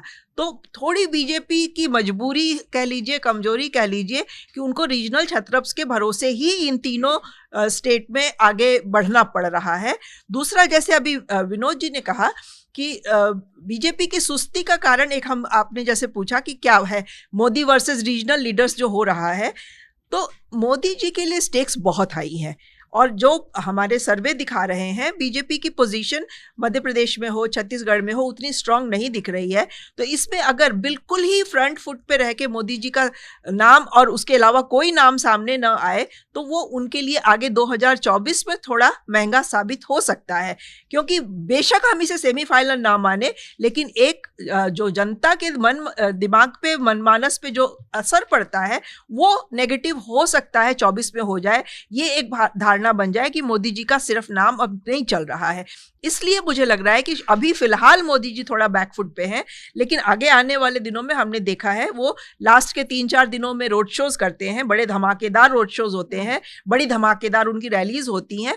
तो मुझे लग रहा है थोड़ा बैलेंसिंग फैक्टर है जिसकी वजह से मोदी जी अभी एकदम सामने नहीं है, लास्ट में जाके वो जरूर अपनी रैलीज रोड शोज करेंगे। और तेलंगाना में जैसे इन्होंने विनोद जी ने बात की, एक बहुत दिलचस्प ये कांग्रेस को बिल्कुल क्लियर है, अभी तक किसी सर्वे में बहुत क्लैरिटी के साथ नहीं आया है, लेकिन हाँ कांग्रेस को लग रहा है कि वहाँ पे प्रॉस्पेक्ट बहुत अच्छे हैं और बीआरएस की पोजीशन काफ़ी डामाडोल दिखाई दे रही है। कांग्रेस के साथ वहाँ लेफ्ट के भी अब अलायंस की बात है, तो वो वोट भी, हालांकि लेफ्ट का वोट बहुत ज़्यादा नहीं है, लेकिन एक परसेप्शन की बात होती है, तो कांग्रेस को उस परसेप्शन का लाभ मिल जाएगा कि एंटी बीआरएस जो भी वोट होगा वो उनके खेमे में कंसोलिडेट हो सकता है। तो मिला जुला के कांग्रेस के लिए स्थिति अच्छी है। मिजोरम की बात अभी विनोद जी ने बहुत बढ़िया हमें एक्सप्लेन किया। हमें ये बड़ा आश्चर्यजनक शुरू में लगा कि मोदी जी मिजोरम नहीं जा रहे हैं, तो मणिपुर को लेकर के जितना बीजेपी के बड़े नेताओं ने चुप्पी साध रखी थी, कहीं उनके मन में ये डर जरूर है कि नॉर्थ ईस्ट में मणिपुर को लेके उनको खामियाजा भुगतना पड़ सकता है। और जैसा एमएनएफ ने, जो कि पहले उनके साथ थी, उसने खुलेआम अनाउंस किया कि वो इनके साथ नहीं डायस शेयर करेंगे। तो बीजेपी को मणिपुर में, मिजोरम में डर है और मणिपुर का खामियाजा उसे शायद भुगतना पड़ेगा। इस बार तेलंगाना में चंद्रबाबू नायडू की पार्टी चुनाव नहीं लड़ने जा रही है, उसने घोषणा कर दी चुनाव नहीं लड़ेंगे। 2018 के चुनाव में उनको 8% वोट मिले थे चंद्रबाबू नायडू को, तो ये बड़ा इस बार दिलचस्प होगा कि जो उनको 8% पिछली बार वोट मिला था वो कहाँ जाता है। अगर वो एक तरफा कांग्रेस के जाता है तो कांग्रेस को उसको बहुत बड़ा फायदा मिलेगा। अभी देखना होगा कि उनके न लड़ने के बाद किसको उसका बेनिफिट मिलता है तेलंगाना में। हिंदी बेल्ट के साथ साथ तेलंगाना का भी जो चुनाव है बहुत जबरदस्त है। लेकिन तेलंगाना का प्रतीक्षा नहीं, आप बोलिए। नहीं, कांकेर में कल मैं मोदी जी का भाषण देख रही थी। कांकेर में उन्होंने एक बड़ी अजीब सी बात करी कि कांग्रेस ट्राइबल्स का अपमान करती है, और उदाहरण के रूप में उन्होंने राष्ट्रपति महोदया का एग्जाम्पल दिया कि हमने एक ट्राइबल महिला, आदिवासी महिला को राष्ट्रपति बनाया और कांग्रेस ने उनका अपमान किया। तो ये बात मुझे थोड़ी जची नहीं, क्योंकि द्रौपदी मुर्मू का ट्राइबल होने के अलावा भी एक व्यक्तित्व है। सिर्फ ट्राइबल होने की वजह से उनको बना दिया गया और इसलिए ट्राइबल समाज उनके प्रति बिल्कुल ऑब्लाइज्ड रहे, ये मोदी जी का जो भाव था ये मुझे पसंद नहीं आया। मुझे लगता है कि इस तरह के थोड़े ओछे कमेंट्स से बचना चाहिए मोदी जी। तेलंगाना का जो नतीजा है ना, वो अगर कांग्रेस तेलंगाना जीत जाती है तो मध्य प्रदेश छत्तीसगढ़ की जीत से भी ज्यादा बड़ा उसका इंपैक्ट होगा। मतलब क्योंकि तेलंगाना का मतलब कांग्रेस वहां बिल्कुल खत्म हो गई थी और दक्षिण का राज्य है। और आप याद कीजिए 2004 में कांग्रेस जब आंध्र प्रदेश जीती है, वहीं से उसकी जीत का सिलसिला शुरू हुआ है। तो तेलंगाना में उसका राइज होना एक तरह से दक्षिण भारत में कांग्रेस के लिए एक बहुत बड़ा संकेत होगा और उसका इंपैक्ट ज्यादा पड़ेगा बाकी चुनाव की अपेक्षा। शायद उसका फायदा लोकसभा में भी लेने की कोशिश नहीं, दक्षिण नहीं, वो एक परसेप्शन के लेवल पे जो है एक उसका फायदा मिलेगा। वो उसका जैसे जब बीजेपी आसाम जीती थी 2016 में, नॉर्थ ईस्ट में पहली सरकार बनाई थी बीजेपी ने, तो उसका परसेप्शन लेवल पे कितना बड़ा फायदा मिला था बीजेपी को। फिर त्रिपुरा जीती। तो ये हम लोगों को देखना चाहिए कि जिस इलाके में पार्टी बिल्कुल ध्वस्त हो गई हो 2019 के चुनाव में, और उसके वहां अगर सरकार बना रही है तो बड़ी बात हो। बड़ी बात। राजस्थान पर हम चर्चा कर रहे हैं लगातार, बीच में तेलंगाना की टिप्पणी थी सर की, जिस पर हम चर्चा कर रहे थे। वापस राजस्थान पर आएंगे। राखी मैम, जिस तरीके से राजस्थान को लेकर चर्चा हो रही है लगातार कि पहले एक स्ट्रैटेजी तैयार की गई कि कमल पर चुनाव लड़ेंगे, प्रधानमंत्री मोदी पर चुनाव लड़ेंगे, लेकिन शायद कर्नाटक वाली जो गलती थी वो ध्यान में आ गई, उसको सुधार लिया गया। कांग्रेस अब जबरदस्त इस मुद्दे को उठा रही है कि भाई पहले आप अपने क्षेत्रीय नेताओं को दरकिनार कर रहे थे, अब हमें देखकर आप अपने क्षेत्रीय नेताओं को ले आए, वसुंधरा राजे पर सीधे आए। तो वसुंधरा राजे को नेग्लेक्ट करना, एक अगर फिल्म के डायलॉग के साथ जोड़े तो मुश्किल ही नहीं, नामुमकिन है। नहीं, बिल्कुल है। और इसलिए मुझे लगता है जो लेटेस्ट बयान है उसमें वसुंधरा राजे जी कहीं ये कह रही हैं कि क्या, और वो बड़ा चौंकाने वाला था और ये शायद सब लोगों ने देखा और पढ़ा होगा कि क्या मुझे रिटायरमेंट ही ना ले लेना चाहिए, मेरे बेटे ने ऐसा कहा है, ये कहा उन्होंने अभी। झाला पाटन बिल्कुल। तो ये कहने का मतलब ये है कि वो अपनी स्थिति को दिखा रही हैं कि मैं अभी भी रेलेवेंट हूं और रहूंगी। लेकिन ये अलग बात है कि शुरुआत में हमने देखा कि पार्टी ने उनको ज्यादा वेटेज नहीं दिया, तवज्जो नहीं दी, लेकिन बाद में देना पड़ा। तो ये एक मैसेज और यहाँ जा रहा है कि जो सेंट्रल लीडरशिप अगर ये सोच रही थी कि सिर्फ हम अपने तौर पर ही कैंडिडेट्स को या वहां के जो क्षेत्रीय नेता हैं उनको, उनके लोगों को नजरअंदाज करेंगे, वो नहीं हो पा रहा है। तीनों स्टेट में हम देख रहे हैं, यहाँ खासकर राजस्थान में, कि एक चेहरा दूसरे चेहरे भी, नए चेहरों की जो हम बात करें, चाहे वो महिलाएं हो, उनको भी देखा जा रहा था। लेकिन अब वसुंधरा राजे ने, जिसको कहते हैं एकदम फिल्मी तौर पर ही कि मैं एक शहंशाह की तरह की अभी भी मायने रखती हूँ, तो वो आई हैं, उनके लोगों को इस लिस्ट में जगह मिली है। साथ ही साथ एक और एंगल है, तो कहने का मतलब ये कि Vasundhara Raje is there and she is going to be there. और दूसरा ये कि महिलाओं को, और बार बार मैं इसलिए ये कह रही हूँ क्योंकि अगर आप दोनों ही पार्टियों को देखें तो इस बार चूंकि सर्वे में ये आ गया जब से कि यूथ और विमेन, जिसमें वोटर्स की संख्या सबसे ज्यादा रहेगी, तो उनसे जुड़े हुए मुद्दे सबसे ज्यादा रहेंगे, तो बीजेपी की नई लिस्ट में 7 महिलाओं को जगह दी गई है। तो उनको इसलिए भी किया जा रहा है कि वेलफेयर स्कीम्स पे, महिलाओं के मुद्दे पे, यूथ के मुद्दे पे, तीनों मुद्दों को लेकर बहुत ज्यादा चला जा रहा है। और ये मुझे लगता है कि तीनों, पांचों राज्यों में ये देखने को मिलेगा। तेलंगाना, जैसा कि विनोद जी ने सही कहा कि कांग्रेस को बहुत ज्यादा एज है वहां पे। इनफैक्ट अगर हम 5 राज्यों को देखें तो तेलंगाना में सबसे ज्यादा कांग्रेस को सबसे बड़ी उम्मीद वहां पर है। बाकी जगह हम बात कर ही रहे हैं कि कांटे की टक्कर, लेकिन मुझे लग रहा है हर एक दिन मोमेंटम थोड़ा कुछ चेंज कर रहा है, और वो इसलिए कर रहा है कि स्ट्रैटेजीज को जल्दी समझकर उस पे काम करने की कोशिश की जा रही है। ये तो शुरुआत से ही बात हो रही है कि मध्य प्रदेश और छत्तीसगढ़ में कांग्रेस को एज है, लेकिन क्या फिर बीजेपी अपनी, आप हम लगातार देर रात तक चलने वाली मीटिंग्स भी हम देख रहे हैं, तो क्या उन मीटिंग्स में कहीं ना कहीं उन सारी खामियों को भर पाने में कामयाब रहेगी या नहीं रहेगी? क्योंकि अंतर्द्वंद तो पार्टियों में है, बीजेपी में बहुत ज्यादा है। इसमें एक बात मैं जोड़ दूं, 2 तरह के उदाहरण हमारे सामने हैं। एक कर्नाटक में और हिमाचल में बीजेपी, कांग्रेस को एज मिला तो एज मिला ही रहा, बहुत मेहनत की बीजेपी ने, लेकिन एज बना रहा। उत्तराखंड में उल्टा हो गया, कांग्रेस को एज था उत्तराखंड में, लेकिन बीजेपी ने अपनी स्ट्रेटजी ऐसी बनाई कि कांग्रेस जो है वहां हार गई चुनाव। तो दोनों तरह के उदाहरण हमारे सामने हैं, दोनों ही बैलेंस उदाहरण सामने है। अच्छा, ये वसुंधरा पे आपने जो कमेंट दिया, मैं राखी जी की बात में कुछ ऐड करना चाहूंगी। वसुंधरा का अगर रेलेवेंस बीजेपी में समझना है तो हमें वो फेज याद करना होगा जब सचिन पायलट ने बगावत की थी और अपने कुछ एमएलए को लेके वो एक रिजॉर्ट में जाके बैठ गए थे, और लग रहा था कि मध्य प्रदेश का एक्सरसाइज यहाँ भी होने वाला है, सरकार अब गहलोत जी की जाएगी। उस वक्त अगर बीजेपी का परोक्ष सपोर्ट था उन सारे इनिशिएटिव को, ये भी दिखा हमें, लेकिन उस वक्त वसुंधरा बिल्कुल तटस्थ रही थी। वसुंधरा ने किसी तरफ से जाके अपनी कोई भूमिका उसमें नहीं शो की थी। उसका जिक्र अशोक गहलोत ने किया भी, और उसकी वजह से उस वक्त बीजेपी अशोक गहलोत की सरकार नहीं गिरा पाई, और अपनी सरकार, या सचिन पायलट का खेमा जो का रेवोल्यूशनरी हो गया था, उसको कामयाबी नहीं मिली। तो वसुंधरा की रेलेवेंस हमको उससे समझनी पड़ेगी कि वहां पे क्या है बीजेपी की पॉलिटिक्स में। राहुल सर, जिस तरीके से अभी राखी मैम ने भी कहा कि पहले जो क्षेत्रीय नेतृत्व की बात हो रही थी कि उनको दरकिनार किया जाएगा, कमल का फूल, पीएम मोदी, इसी पर चर्चा हो रही थी, लेकिन इमीडिएट चेंजेस किए जा रहे हैं। उस चेंजेस में क्या अब बहुत देरी नहीं हो गई है? चुनाव नजदीक है। देखिए, 2-3 बातें जो सारी चर्चा अभी चल रही थी उसमें 2-3 बातें मुझे बड़ी इंटरेस्टिंग लगती हैं। एक तो राजस्थान का जहाँ चुनाव है, एक बात की गई कि ये चुनाव जो राजस्थान, मध्य प्रदेश, छत्तीसगढ़, ये चुनाव जो है वहाँ के जो मुख्यमंत्री हैं वर्सेस प्रधानमंत्री है। देखिए, अगर हम फिर लोकसभा चुनावों की बात करें, क्योंकि वो तो प्रधानमंत्री के नाम पे लड़ा गया, तो अगर वो है तो फिर तो बीजेपी की जीत है सब जगह। तो उस हिसाब से जाएंगे तो बिल्कुल मध्य प्रदेश में उन्होंने 2014 से 2019 में अपनी टैली बढ़ाई, जबकि वो ऑलरेडी 27 पे थे, 28 चले गए। उसी तरह से राजस्थान में भी उनके बहुत अच्छी टैली थी। तो अगर उस तरह की हम बात करेंगे तो शायद प्रधानमंत्री के नाम पे अगर वोट पड़े तो फिर तो सब अलग हो जाएगा। जहाँ तक जो ग्राउंड पे लोग इस वक्त राजस्थान में हैं, जैसे पिछले चुनावों में एक नारा लग रहा था कि प्रधानमंत्री से वैर नहीं, वसुंधरा तेरी खैर, इस तरह का नारा लग रहा था। अब थोड़ा सा नारा बदला है, वहाँ पे जो नारा लग रहा है कि अशोक गहलोत से वैर नहीं, लेकिन एमएलए तुम्हारी खैर नहीं। और ऐसे में अगर कांग्रेस ने अपने बहुत सारे एमएलए बदले नहीं हैं और उन्हीं पर अपना दाव लगाया है, तो कांग्रेस के लिए काफ़ी मुश्किल स्थिति, परेशानी की स्थिति है। और दूसरा, अशोक गहलोत अपने आप में अच्छे मुख्यमंत्री हैं, लेकिन जहां पे फिर पायलट का फैक्टर आ जाता है, सचिन पायलट का फैक्टर आ जाता है, तो कांग्रेस कहीं ना कहीं मतलब दो खेमों में या कहें से दो सोच में बटी दिखाई देती है कि आखिर वो मुख्यमंत्री किसे देखना चाहते हैं।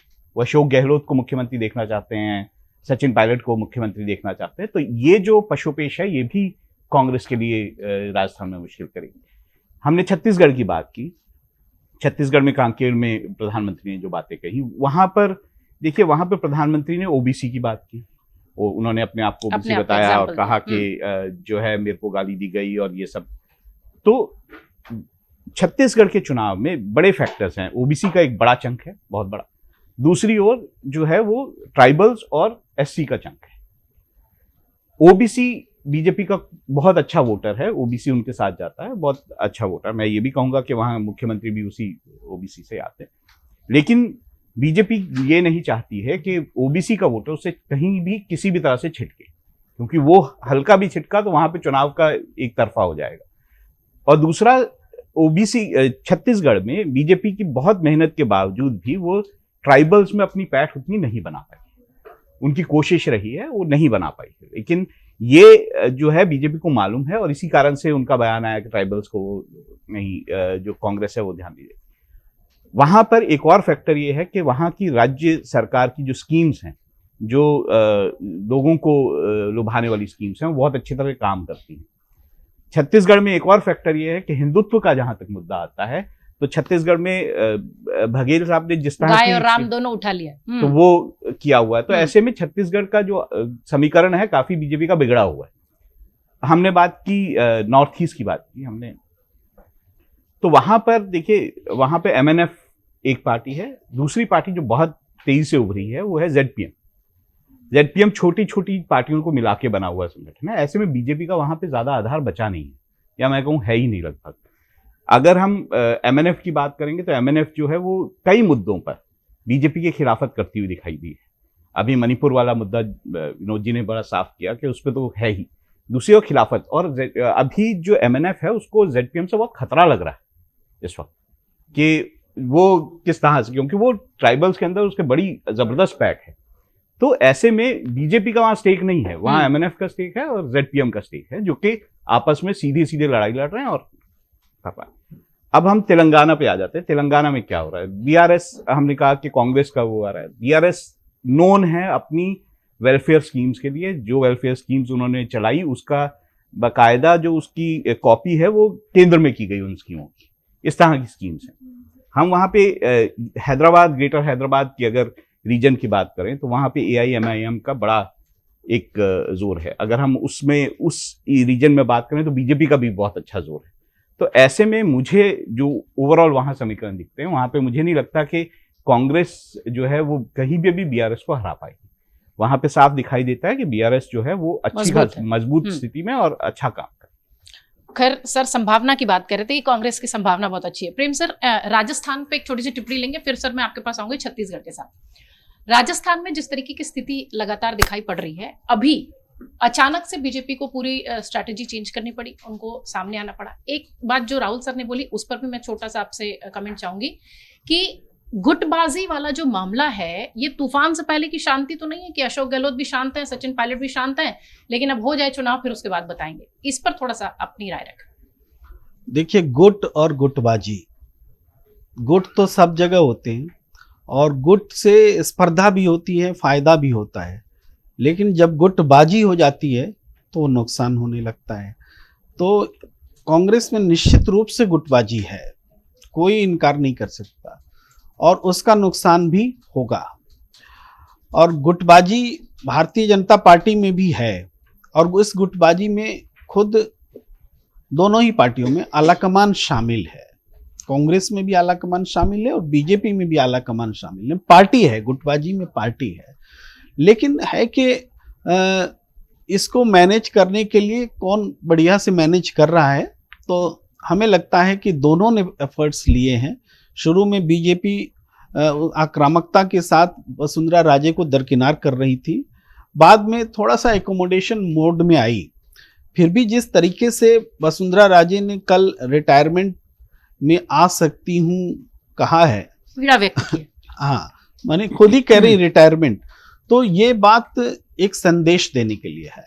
ऐसे ही कोई नेता नहीं बोलता, क्योंकि उन्होंने ध्यान लेकर बोला है। बोले देखिए मैं बहुत महत्वपूर्ण बात बोलने जा रही हूँ, ऐसा कह करके वसुंधरा राजे बोलती हैं। हाँ, अटेंशन लेकर के उन्होंने कहा कि मुझे रिटायरमेंट मैं ले सकती हूँ, इस तरह से आ गया, वक्त आ गया एक।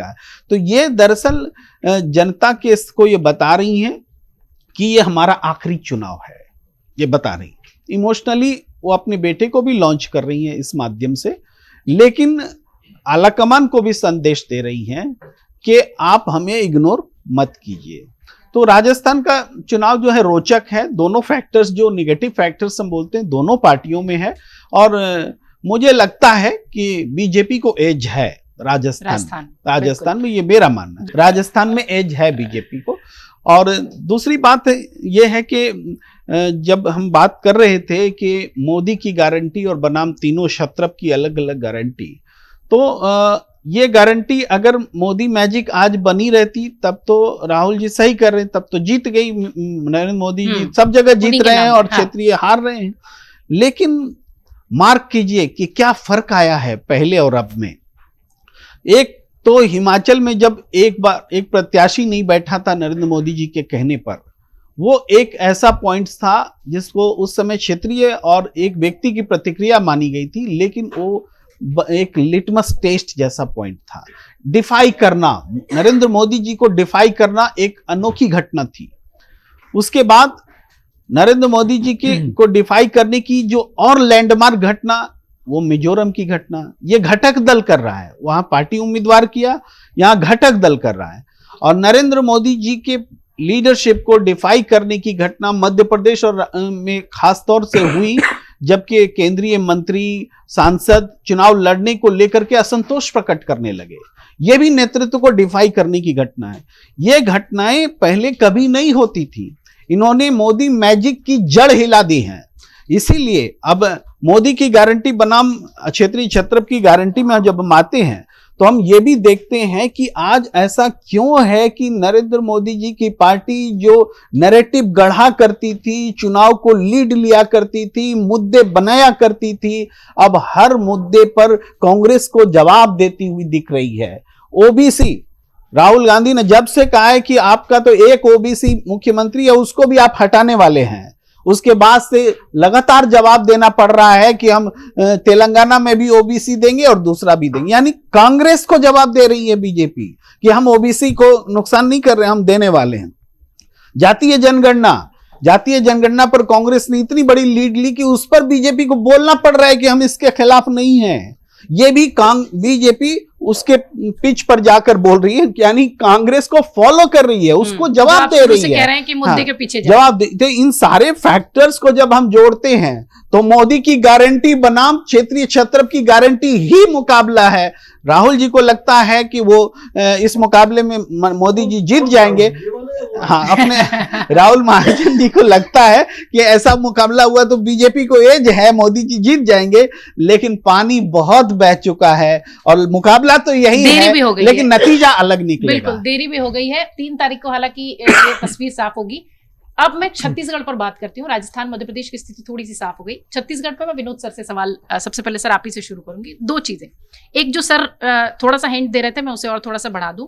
छत्तीसगढ़ में वो हिंदुत्व का मुद्दा जो कि हमेशा से बीजेपी का रहा है, वो गाय हो, वो राम मंदिर हो, वो भूपेश बघेल ने जमकर उसको भुनाया है और उसका फायदा भी लिया है। जैसे कि आप अभी कह रहे थे कि अशोक गहलोत, राजस्थान में कांग्रेस मतलब अशोक गहलोत, क्या छत्तीसगढ़ में कांग्रेस मतलब भूपेश बघेल? क्योंकि इधर रमन सिंह सुस्त पड़े थे, अब बहुत देरी हो चुकी है, अब कोई मतलब नहीं है एक्टिव होने का। देखिए, हिंदुत्व की जहां तक बात है तो हिंदुत्व की राजनीति का तो कांग्रेस ने कर्नाटक से ढूंढ लिया। जब कर्नाटक में बजरंगबली को सीधे ले आई बीजेपी बजरंग दल के बाद, और उसके बाद जिस तरह डीके शिव कुमार ने जाकर के आंजनेय मूर्ति का वो किया और जाके चामुंडेश्वरी में दोनों सिद्धारमैया और डीके शिव कुमार गए, जो कि सिद्धारमैया एथिस्ट हैं, वो जाकर के वहां उन्होंने आरती पूजन किया, तो वो काट तो ढूंढ लिया। और उसका कमलनाथ जी ने भी मध्य प्रदेश में ढूंढ लिया, इसलिए मध्य प्रदेश में मुद्दा नहीं बन पा रहा हिंदुत्व। और भूपेश बघेल ने गाय और माता कौशल्या को, रामचंद्र जी को तो बीजेपी, उन्होंने राम जी की माता जी को ही अपना लिया, कौशल्या माता जो है, हाँ नंदियाल। तो ये बहुत दिलचस्प है भारतीय राजनीति में। तो ये तो भूपेश बघेल ने, अभी जैसे राहुल जी ने कहा कि अगर मोदी जी की गारंटी है तो इसका मतलब ऐसा नहीं है राहुल जी, हर तरह का परिणाम है। मोदी जी की गारंटी बंगाल में भी थी, मोदी जी की गारंटी 2015 बिहार में भी थी, मोदी जी की गारंटी दिल्ली में भी थी 2015 से लेकर 2020 में, लेकिन चुनाव हारी बीजेपी। 2018 में भी गारंटी थी। मोदी जी का चेहरा कई बार जीता भी और कई बार हारा भी है, उसके भरोसे बीजेपी, कारण अलग है। तो दोनों तरह के नतीजे आए हैं, हमेशा दोनों तरह के नतीजे आए। जैसे 2014 के बाद झारखंड जीती बीजेपी, महाराष्ट्र जीती, हरियाणा जीती, एकदम हुआ। लेकिन 2015 तक आते थे बीजेपी यहाँ 3 सीट पे सिमट गई दिल्ली में 17 में यूपी जीती, आसाम जीती 16 में, लेकिन 2015 में बिहार में जो है सिमट गई 53 सीट पर। तो इस तरह दोनों तरह के परिणाम हैं ये चुनाव जो है। और ये सही कहा समीर भाई ने कि मोदी जी का मुकाबला हमेशा छत्रपों से होता रहा है। बीजेपी मोदी जी को ही आगे करके चुनाव लड़ती रही है और इसीलिए मोदी जी को खुद कहना पड़ा। ऑर्गेनाइजर ने तो कहा कर्नाटक के बाद कि खाली मोदी और हिंदुत्व के सहारे आप कब तक लड़ेंगे। मोदी जी को कहना पड़ा अपने सांसदों की बैठक में कि भाई मोदी और मंदिर के अलावा भी तो आप लोग कुछ करोगे कि नहीं करोगे। यानी उस बात को उन्होंने खुद महसूस किया कि भाई कब तक आप मुझे आप झोंक दोगे अपने सबसे बड़े नेता को हर जगह, और चुनाव जीत जाएंगे तो ठीक है, हार गए तो किसके सर पे आएगा। तो मुझे लगता है कि इस बार का चुनाव बहुत दिलचस्प है इन सब मामलों में, और इसीलिए मोदी जी ने इस बार बहुत राजनीतिक चतुराई का परिचय देते हुए अपने को आगे नहीं किया, कमल के निशान को आगे किया है कि हमारा चेहरा कमल है, अब जो जाए कमल जाने, खेले या मुरझाए तो इसलिए जो है कमल। अब बात छत्तीसगढ़ की आपने कही। छत्तीसगढ़ में देखिए अशोक गहलोत, राजस्थान और छत्तीसगढ़ में बुनियादी फर्क है। ये सही है कि जिस तरह चेहरा अशोक गहलोत के राजस्थान में वैसे भूपेश बघेल का भी चेहरा है, लेकिन छत्तीसगढ़ में सिर्फ भूपेश बघेल ही कांग्रेस नहीं है। वहां कांग्रेस का मतलब टी.एस. सिंहदेव भी हैं, वहां ताम्रध्वज साहू भी हैं, वहां चरणदास महंत भी हैं। ये वो नेता हैं जिनका अपने अपने क्षेत्रों में आधार है और अपना अपना वोट है। सब मिला करके जो अभी ओबीसी की बात करें तो ओबीसी ने 2018 में कांग्रेस को वोट दिया था, क्योंकि ताम्रध्वज साहू और भूपेश बघेल तो जो ओबीसी जातियों का बना और चरणदास महंत कॉम्बिनेशन, उसने कांग्रेस को, तभी तो 68 सीटें आई कांग्रेस की। ऐसे थोड़ी आ गई ओबीसी वोट नहीं मिलता। इस बार बीजेपी ओबीसी वोट को लेना चाहती है, लेकिन जातिगत जनगणना और राहुल गांधी के ओबीसी कार्ड ने एक समस्या पैदा कर दी है। इसीलिए कांकेर में प्रधानमंत्री जी को कहना पड़ा कि भाई मैं भी ओबीसी है। और बड़ा मुझे दिलचस्प लगता है कई बार प्रधानमंत्री जी के भाषण में, मैं वो शब्द तो इस्तेमाल नहीं करूंगा जो पूर्णिमा जी ने किया है, कि भाई देखिए ये सही है, उन्होंने एक ओबीसी, एक आदिवासी महिला को राष्ट्रपति बनाया तो ये तो उनके खाते में जाएगा, इसमें कोई इसको, और वो पार्टियां इसका अपना बुनाती हैं अपने लिए। कांग्रेस पार्टी ने जब प्रतिभा पाटिल को बनाया था राष्ट्रपति, तो कहती थी ना सोनिया गांधी और सारे कि एक महिला को पहली बार अपने राष्ट्रपति बनाया, तो पार्टियां कहती हैं मोदी, हाँ, तो मोदी जी अगर कह रहे हैं कि हमने आदिवासी महिला को बनाया और कांग्रेस ने अपमान किया, तो राजनीतिक भाषण, चुनाव में इस तरह के भाषण होते रहते हैं। और उन्होंने लेकिन अपनी जाति बताना प्रधानमंत्री का, जो कि प्रधानमंत्री ने खुद छत्तीसगढ़ में ही पिछले भाषण में कहा था, ये जातिवाद का खेल खेल रहे हैं और हमारे लिए सिर्फ एक ही जाति है, वो है गरीब की जाति। तो एक तरफ तो गरीब की जाति, एक तरफ खुद को ओबीसी कहना, ये थोड़ा विरोधाभास जो है उनके भाषण में शिफ्ट देखने में आया है। तो कहीं ना कहीं ओबीसी का मुद्दा जो है वो असर कर रहा है, इसीलिए उनको कहना पड़ा कि जबकि प्रधानमंत्री की क्या जाति, प्रधानमंत्री तो देश के प्रधानमंत्री होते हैं, वो किसी जाति के थोड़े होते हैं। मनमोहन सिंह सरदार थोड़ी थे, मनमोहन सिंह देश के सरदार थे, या अटल बिहारी वाजपेयी ब्राह्मण थोड़ी थे, अटल बिहारी देश के प्रधानमंत्री थे। तो जो भी प्रधानमंत्री होता है, मोदी जी ठीक है बीजेपी उनका वो भी, लेकिन वो देश के प्रधानमंत्री है, उनकी एक ही जाति है कि वो देश के प्रधानमंत्री, देश के नेता है। तो मेरा सब, तो मुझे लगता है कि कहीं ना कहीं ओबीसी कार्ड जो है वो काम कर रहा है, इसीलिए बीजेपी को डिफेंसिव होना पड़ रहा है, बचाव की मुद्रा में। चाहे वो तेलंगाना में जाके अमित शाह जी कह रहे हैं कि हम ओबीसी चीफ मिनिस्टर देंगे, जहां उनके चीफ मिनिस्टर की संभावना लगभग नगण्य है। तो लेकिन छत्तीसगढ़ में एक डेवलपमेंट और हुआ है जिसकी चर्चा जरूरी है शायद, जो ईडी का जो वहां पर जो, हाँ, जो कल जो ईडी ने एक तरह से रिलीज जारी करके मुख्यमंत्री भूपेश बघेल पर आरोप लगाया कि इतने पैसे जो है 508 करोड़ रुपए जो है उनको दिए, किसी को पकड़ा है उन्होंने, उसने ये खुलासा किया। लेकिन साथ में एक लाइन और जोड़ दी कि ये जांच का विषय है। तो जब जांच का विषय है तो आपने रिलीज क्यों जारी कर दी?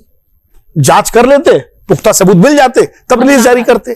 तो एक मुख्यमंत्री को सीधे सीधे आप कटघरे में खड़ा करने वाली रिलीज जारी कर रहे हो और ये भी लिख रहे हो जांच का विषय है।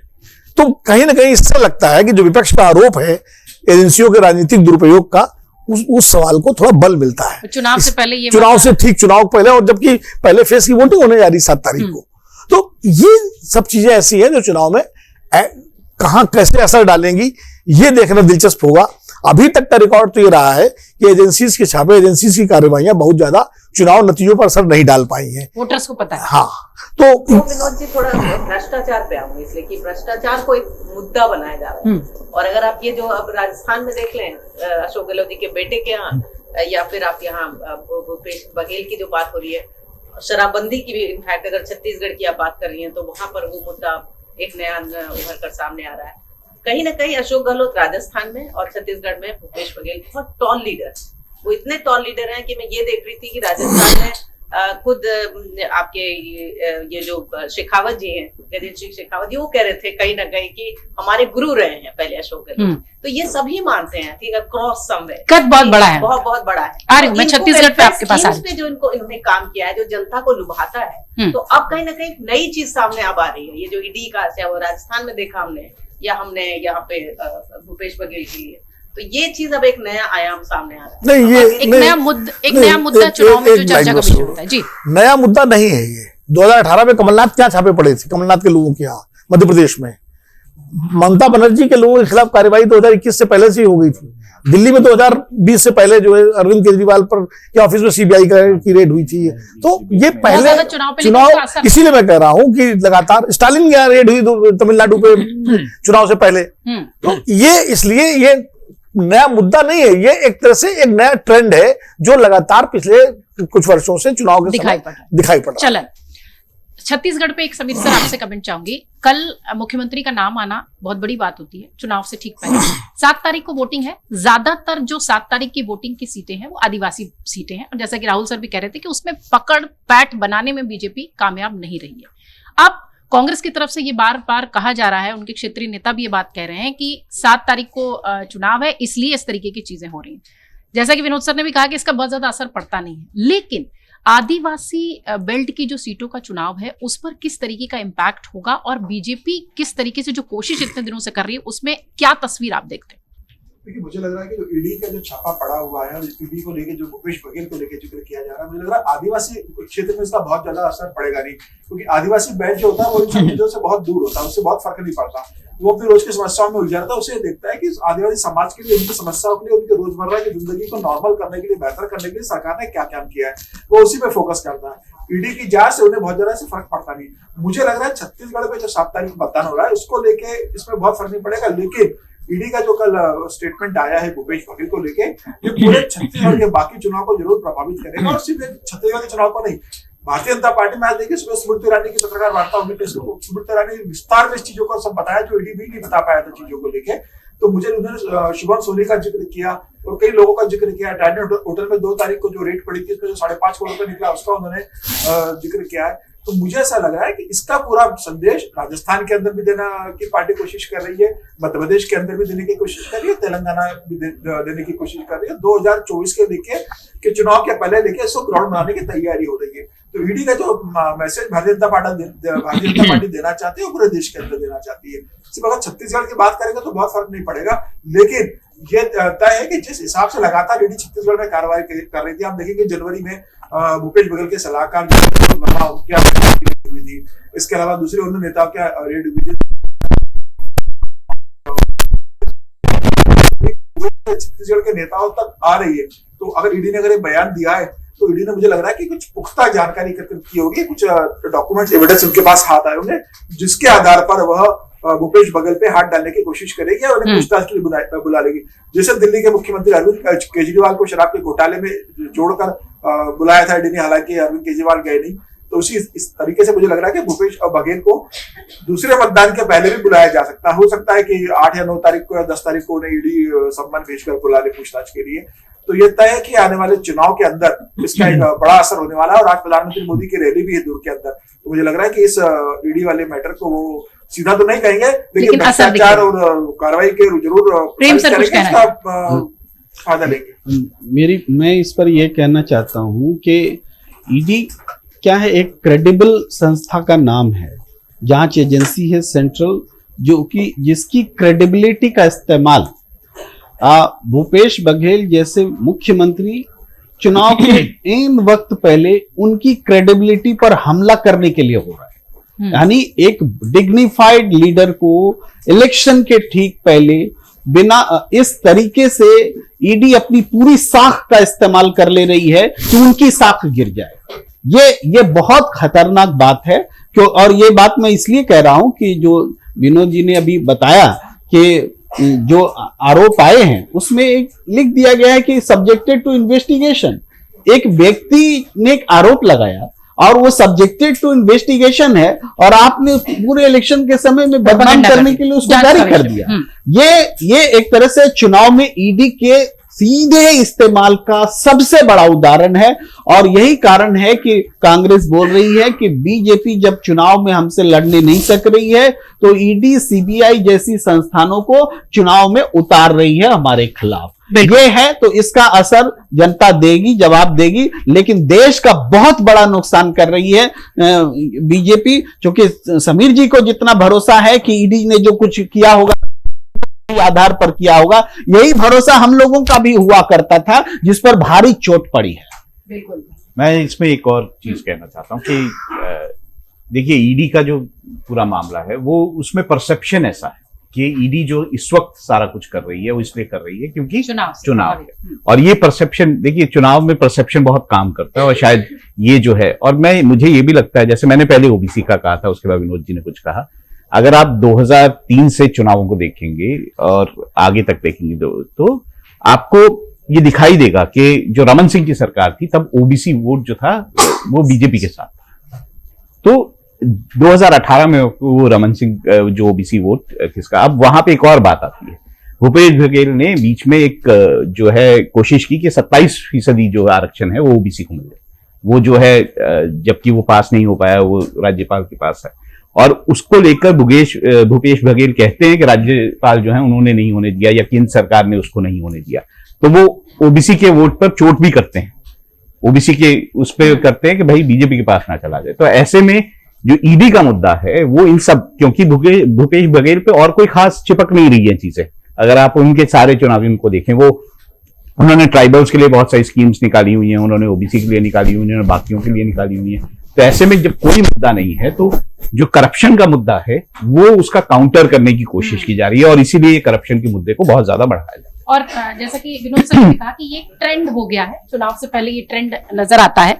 3 राज्यों में चुनाव की ज्यादा चर्चा हो रही है, 5 राज्यों में चुनाव है। 3 दिसंबर को परिणाम आने हैं, लेकिन जिस तरीके से मैंने कार्यक्रम की शुरुआत में ही कहा था कि खबरों को गढ़ने वाले जब उसका विश्लेषण करते हैं तो निश्चित तौर पर बहुत सटीक और बहुत जो सहज तरीके से आपको समझाने में बहुत आसानी हो जाती है। फिलहाल आज खबरों के खिलाड़ी में इतना ही। चुनावी राज्यों पर जिस तरीके की चर्चा हुई, आप उस पर जरूर अपने कमेंट्स करिए, शेयर करिए वीडियो को, अमर उजाला को सब्सक्राइब करिए और वोट जरूर करिए, क्योंकि अमर उजाला की एक मुहिम है वोट करो, और किसी को भी करिए लेकिन वोट जरूर करिए। हमारा चुनावी रथ इन दिनों चुनावी राज्यों में है। अगर आप वहां ये वीडियो देख रहे हैं तो निश्चित तौर पर अपनी बात रखिए, वहां पर अपने मुद्दे रखिए, ताकि हम वो मुद्दे उन तक पहुंचा सकें जो कि बदलाव कर सकते हैं। बहुत धन्यवाद, बहुत शुक्रिया। अगर आप ये वीडियो YouTube पर देख रहे हैं तो हमारे चैनल को सब्सक्राइब करें और बेल आइकन को दबाना ना भूलें। अगर आप Facebook पर ये वीडियो देख रहे हैं तो हमारे पेज को लाइक करें।